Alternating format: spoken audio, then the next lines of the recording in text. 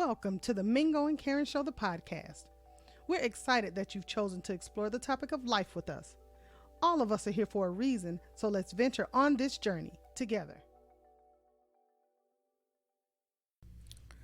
Every day for the past few months, we have awakened to a new reality. We go to sleep to a new reality. We exist in a new reality. Yeah. And in these times, with all of us trying to navigate understanding this and then figuring out, what we're going to do with our lives, I think sometimes for some of us right now, we have got to step back a little bit. And I know it feels like, the analogy we were talking about was like a yard with weeds in it. And anybody who's done yard work and you see those weeds grow up, no matter how hard you're trying to fertilize your grass. Serious business. Yeah, like it can happen. And so the thing is, though, that sometimes we get kind of so focused on the weeds that we don't see how beautiful the rest of the grass is. Yes. Or how beautiful our flowers look or our shrubbery looks. And so that is what the purpose of this episode is today. Is to get all of us to see that we can either choose to focus on the thing that's not so pleasant, or we can choose to focus on the beauty of where we are right now. It's hard. I'm not saying do not sit in reality. We have to do that. We must do that in order to know how to proceed with our lives. But I'm talking about just for a moment. It's like wearing sunglasses in the house. Mm-hmm. When back in the day when you were younger, you thought it was cool to come in the party. It's dark inside and you have on dark glasses. That's Right? Your cool moment. You're making your statement. That's why, I love the yard. Mm-hmm. And sometimes, you could have the most beautiful grass ever. Yeah. You can have 2 weeds over 1,500 feet of grass. Mm-hmm. And it's just an eyesore. Yeah. And that's kind of how we came up with, seeing the flowers, through the weeds. Yeah. And that's just basically appreciating what you have. Mm-hmm. That's appreciating saying, sometimes a small thing that's an eyesore, you give it 95% of your attention versus the other large thing, which is really the majority of what you should be looking at, and you only give it 5% of your attention. Absolutely. And that's what we have to rethink, because now being at home, especially right now, mm-hmm. You really start going through your life. Like for us, we've cleaned closets, we've cleaned garages, we've just declutter your life. And you don't think your life is cluttered, but prior to where we are right now, we were moving really fast. Yes. And you just really couldn't imagine taking that time and just, you appreciate what you have. Well, did we even really know that we had this kind of time to slow down? No, we didn't. Because, we are so busy with our lives. Yeah. And we're so busy with having to, I got to get to work, or, so much time spent in traffic, or so much time on your off day spent trying to run errands and take care of business. And now we're here. And so we were talking to, our young adults about this feels like we grew up in the 70s and 80s, because, you didn't have all of that running around to do. And there was, time to just be at home, and you didn't think anything of it. You just were content in where you are. And I think this has shown me that the value of time. Yeah, because there was no Wi-Fi. Information didn't come that fast. I remember my grandfather and my grandmother waiting on that 6 o'clock news. Mm-hmm. So all the information of the day, you're going to get it at 6 o'clock. Yep. And then as a kid, you didn't say anything. You just watched. And then in my particular situation, mm-hmm. I watched the conversation between my grandfather and my grandmother. I didn't have any input. Right. I didn't have any say-so. I didn't have any type of social media account, or those kind of things didn't exist. Those outlets. Internet, all those different things that allow you to formulate your own opinion. For the most part, a lot of our opinions were formed by the adults in our life. Right. And I think even with that, though, those simpler times, we didn't like it at the time, but whether we really understood it or not, we were spending time with our family. Every Thursday my grandfather would fry fish, and sometimes I can remember on Thursdays not wanting, like, oh my gosh, because we were pretty little at the time, but just questioning, like, well, why do we have to kind of go, not to my mama though, because I probably would have got a spanking, but just in my mind, like, why did we go every Thursday? Yeah. Why did it have to be every Thursday? Whereas now that we've been in this and I've understood, we've always valued our family and each other. I think so that wasn't really a thing for us, but what I've learned is that we didn't slow down enough. We always connected because we were communicators, but I mean, this is something completely different. And then you have to accept now the temporary new reality is here. Yeah. And we don't know how temporary that is. That's our brain will only let us accept that it's not going to be like this forever. Right. We don't know how long this is going to be. Right. You and I had a conversation the other day, and I said, wow, what happens to you just talking to you individually and my daughter, like you are women that y'all put on y'all makeup very well. Mm-hmm. And then you put that mask on, and then when you took it off, you was like, wow, all my makeup is on this mask. Mm-hmm. Is that the new reality? Yeah. Are we going to always have on masks? Is it going to be a temporary thing? Or is it going to be like this until a vaccine comes along? But it's a temporary new reality. And I think, even learning from you telling me over the years, it's like, hey, babe, if you're going to accept what it is and deal with what it is, the resolution, you can condition yourself to prepare for that. Absolutely. But if you put a pushback in yourself, I ain't saying being defiant. I'm not saying being naive. I'm just saying be open enough to know that if you go out and everything looks different, our worlds are different when we go outside now. That's right. Because, even at the gas station, it's different. The grocery store is different. Takeout is different. Just sitting in traffic is different. When you glance over at the next car and everybody in the car got on a mask. Yeah. That's our temporary new reality. Yeah. But we have to accept the two different parts of it. Right. Temporary and reality. Yeah, absolutely. And, just to kind of piggyback or jump back just briefly on that with our grandparents, I think those times have prepared you and I to even help our young adults navigate these times, because we understood what it was to sit still. Oh, yeah. And we understood what it was to... I ain't going to say what they used to say, but it was you and still was the words that were in there. That's it. But we knew stillness was a thing, whereas the world we live in now, it's not. And I also think the reality part that you were just talking about, what happened to us during the Great Recession is, as far as our personal family experience. I can remember Mingo and I seeing on television, like, we were members of Wachovia Bank. And I can remember when they were like, Wachovia Bank is going to go under. And we were like, we were like, no, it's not. We got 3 closings with Wachovia. Right. Like, it's going down. We were like, we about to go to the beach. We don't care what these people saying. Like, nothing is about to happen to the economy. Real estate has been around for forever. And so we were in that naive space. Yeah. And then we found ourselves with no money. Well, first of all, Wachovia Bank absolutely got acquired by Wells Fargo at the time. And then we found our year's worth of savings eaten up and gotten dwindled away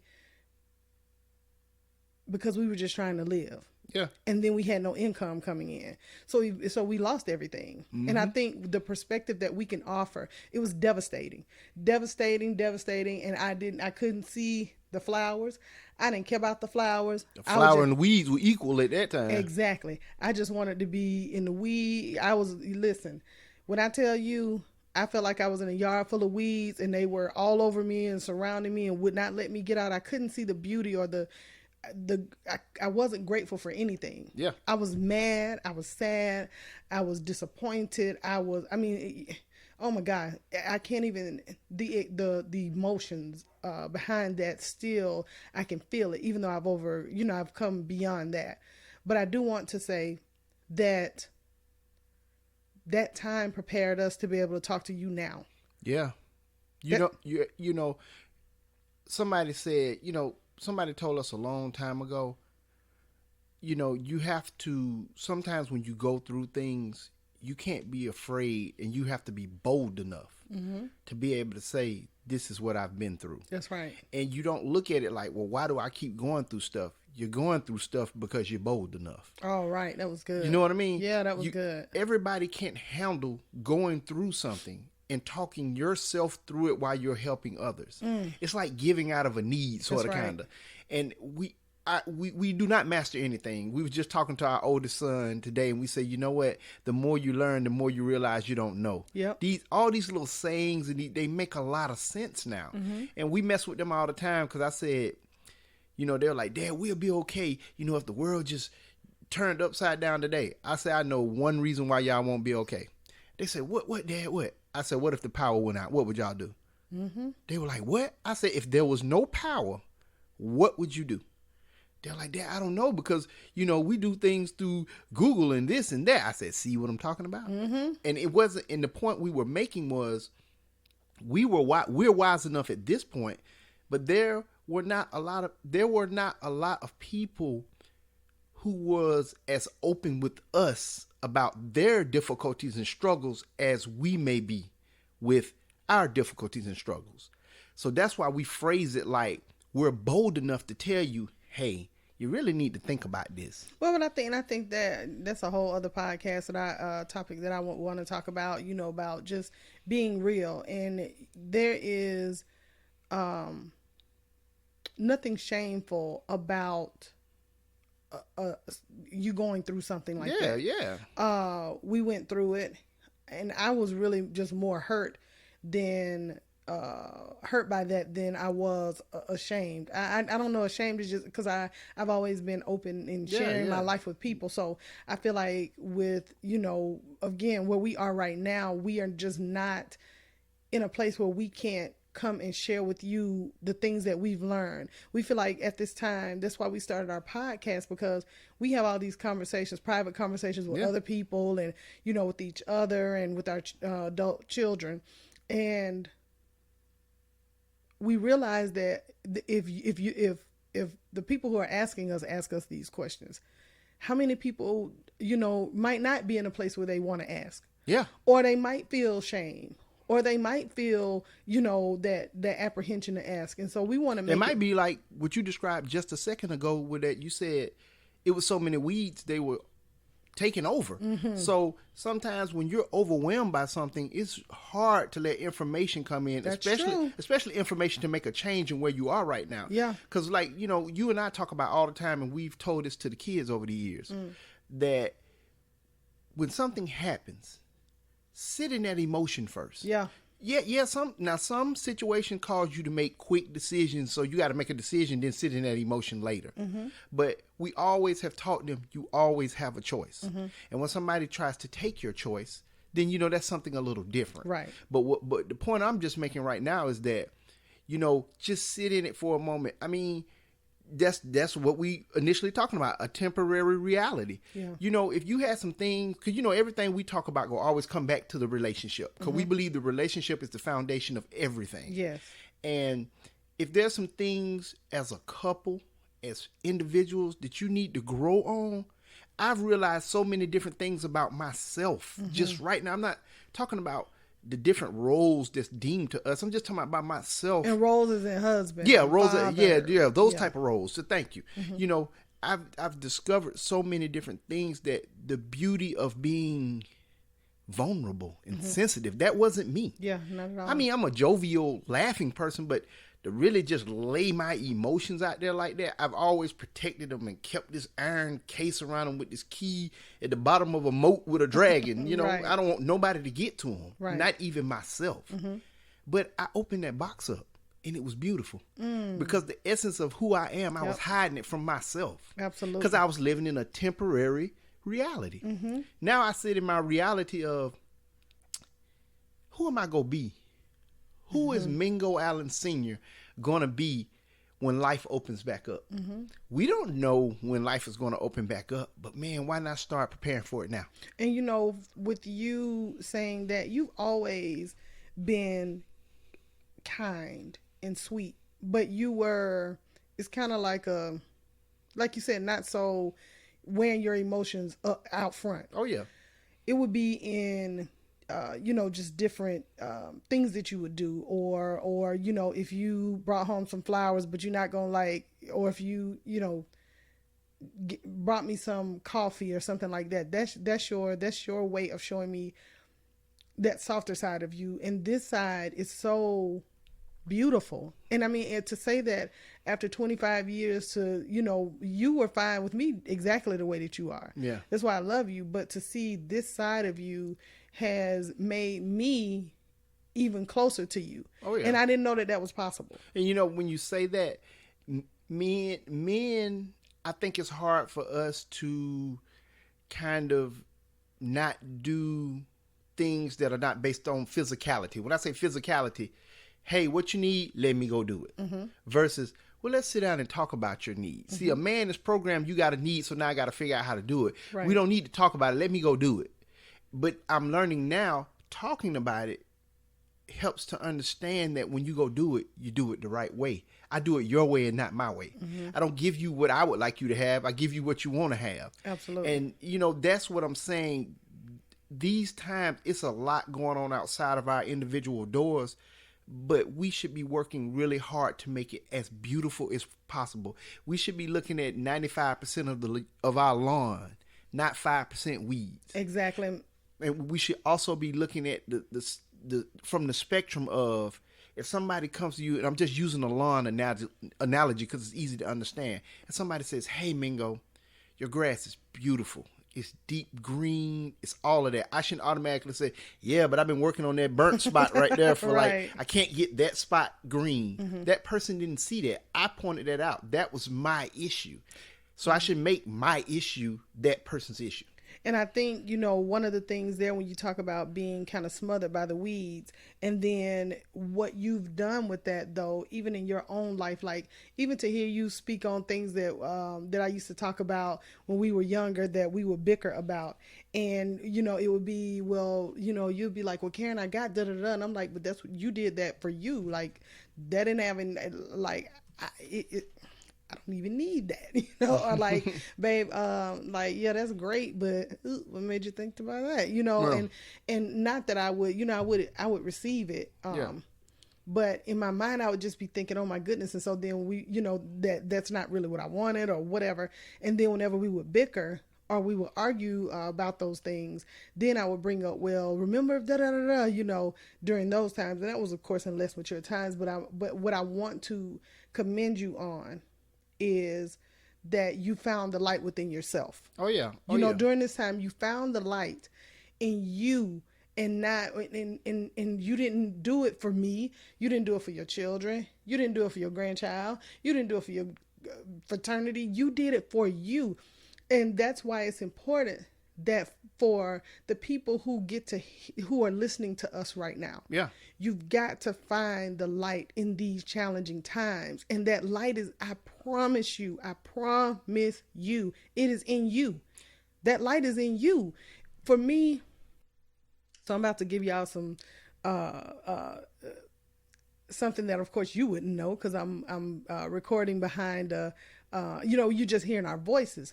But a few years ago, when I started on this blood pressure medication, and the people who know me know how I am about my hair. Mm-hmm. Oh my gosh. Well, my hair started to fall out because of this medicine.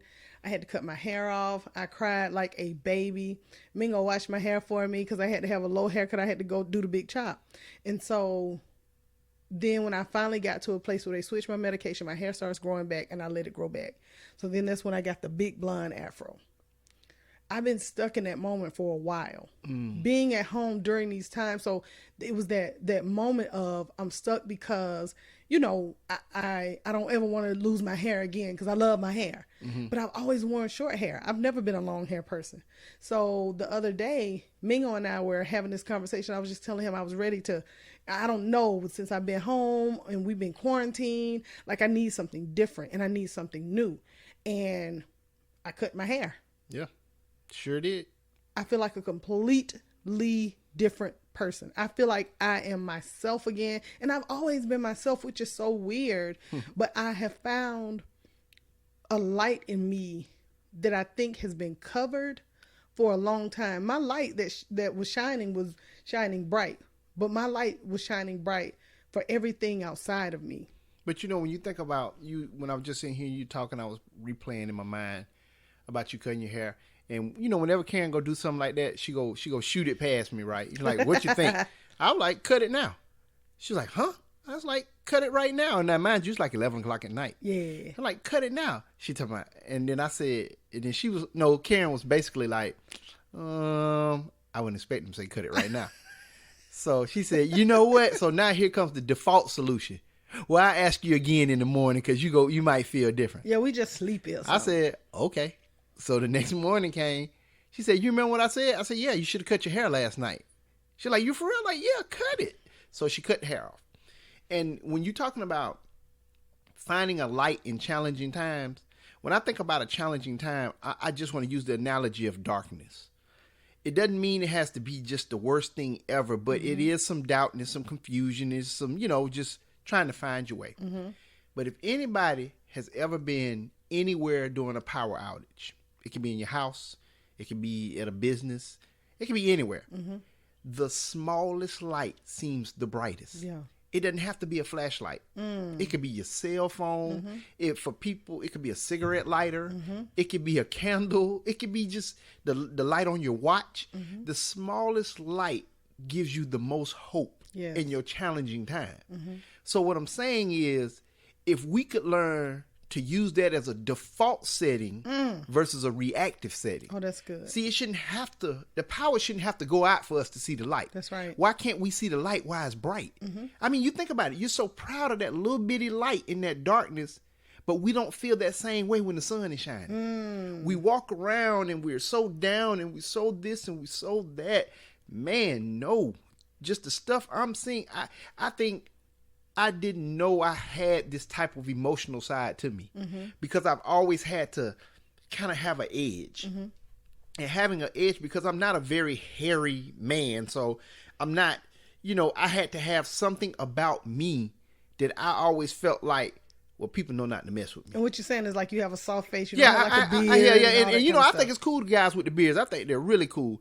But I'm just a softer face guy. Babyface the singer, he got his name from my face. It's that kind of thing. Yeah. And it's not like I'm like this guy who's just trying to keep no, I just don't grow a lot of facial hair. Yeah. And for me, I had to learn to work with that. And I always wanted something that made me feel protected. So I always had to have. So that's where I locked away as a young kid, that sensitive side of me. Yeah. So now that I'm aware and I have 3 sons and I have a daughter and I've been married 25 years.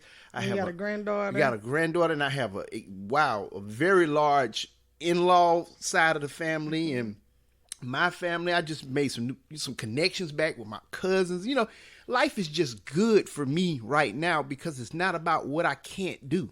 I'm using that watch light in the darkness saying, hey, we might be on quarantine, but man, now, you remember when I talked about before, when our grandparents watched the news, we didn't have social media. Now, there's no reason you cannot stay connected. Yes. You could do it from your phone. You could do different apps and different ways to be able to visually see the person. And even all the shows that's coming on TV, all the different talk shows, everybody is doing this right now. This is a new normal. Yes. And I'm just saying, you have to find that light in that challenging time, because what will happen is when the world turns back on, you will still be in the darkness. And we were there. I know for me, I was there. It has taken me, I would say, so that was like 2008, 2009-ish. I just would consider myself to be out of that place 2000, maybe 2017. And it took me that long. And the thing is, I was really sitting in a dark place trying to absorb the light outside of me. That's a whole nother perspective. Yeah. I mean, really, because you look around and then you think about how life is and not realizing that I am my own destiny. Yeah. I am my own light. I have the power to be and do whatever I want. No, okay, circumstances aren't where they're supposed to be right now. For a lot of us, man, it's a lot of, I pray for the world every day. Yeah. Every day. And I think about what's happening right now. And that is the reason why we did this podcast, is because in no way can we minimize what's happening to our world. But we are coming to encourage you and to tell you that you got this. You got this. I don't care what it looks like for you right now. You got to be able to find what's great about you. If you're hearing us right now, that means that you have ears that can hear. Yeah. If you are hearing us right now, it means that you are still in this world. It means you still have more to do. It means that you still can get up every day and know that you can take it one day at a time, put one foot in front of the other, and walk into your next day. You can walk into your destiny. You can walk into the place that you want to be in. During this time where you feel like you're just sitting still, this is the time to discover the light that's in you. It is there. You were born with it. It was something that was in you from day one. It's still there. It has gone dormant. I understand. I've been there, done that. But we cannot end this podcast without telling you that you have got this. You can't give up. You can't let go. Yeah. I don't care if you feel like you hanging on by a string. I'll give you just 5 things to be grateful for right now. 5. Just on you, as your, not outside of you. If you can touch, taste, hear, see, smell. 5 things. And every day, until you can come up with number 6, you express what those 5 things are. Say it to yourself every single day when you wake up, before you roll out of the bed. What the 5 things you're grateful for. And then once you're comfortable with those 5, then you add another. But you don't let the first 5 go. So now you at 6. Yep. And you know, when we telling you got this, if you ever want to be, now Karen and I gonna make you believe you can do anything. I'm just telling you, because if somebody else can do it, or it can be thought of, why not you? Why you can't be the person to discover something? That's right. Why can't you be the person that you may be the person to call your coworker and say, hey, this is how I'm feeling today. I know I didn't talk like this when we was in the office because I was a little shy, but I really need your support right now. Or I thought about you. I just wanted to say, you know what? I miss giving you a handshake each day. You know, that was a part of my life, and I didn't realize how big of a part of my life that is. You got this. If you don't believe you have this, then you don't have it. This is not to convince you of something. This is to open up that box I talked about I had tucked away for all these years. Man, what if I could have discovered that box at 20? Who could I have been? So now I have to look back. Remember I talked about the fully green grass, the one little spot. I cannot focus on that spot. That's right. Now you have to focus on the beauty of your yard. You have to focus on the beauty of your life. You have to focus on, hey, I got this. I can do this. You know what? I am actually a creative person. This is what you tell yourself. I'm a creative person, so I think I want to try this. Why not try it right now? Yep. You have the extra time. You have the ability to say, I really don't want to put in the discipline of the work or just what it takes to do this. So I might want to do something else. Don't feel bad about not knowing who you are. That's good. You just shouldn't, because you can sit down and talk to anybody you want. But what I've learned over the years is you already know what it is. But what you tend to do, or what people may tend to do, is we'll keep talking to different people till it lines up that feeling we have on the inside. See, I'm not running around looking for confirmations. Do I love support? Yeah. But at the end of the day, if Mingo wants to do it, I don't have to have an okay for me to do it. No permission, yeah. Because like we tell the kids all the time, if you fail at it, people are going to say, I told you so. If you succeed, they're going to say, I know you could do it. You have to believe you can do it. Yep. You got this. You have this. Stay motivated, stay encouraged. We're going to put out more material because it's you all are therapeutic to us just as much as this may be therapeutic to you. We need y'all. Yep. We need y'all to hear what we have to say. So you may go tell somebody else. We need y'all. We hope y'all are staying safe. Yes. We hope your families are good. And whatever life is dealing with you right now, please try to look at the larger part of your yard and not the spot. Absolutely. And we know that our best days are right in front of us. Yep. When I wake up, I know that if this cycle of 24 hours didn't quite go like I wanted it to go, when I open my eyes in the morning, I know I have a whole other 24-hour cycle. Yep. And so, as Mingo said, we thank you all so much for listening to us. We really sincerely appreciate you listening to our words. But we want you to know that you're important, Yep. that you are valuable, that you are valued, Absolutely. and that nothing can stop you as long as you trust your own instincts, find your own light, Yep. and believe in yourself. Believe in it. Happy relationship building. Happy relationship building.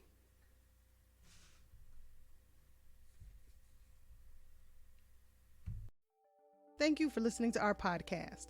You can find us on Instagram, Facebook, and Twitter at Mingo and Karen.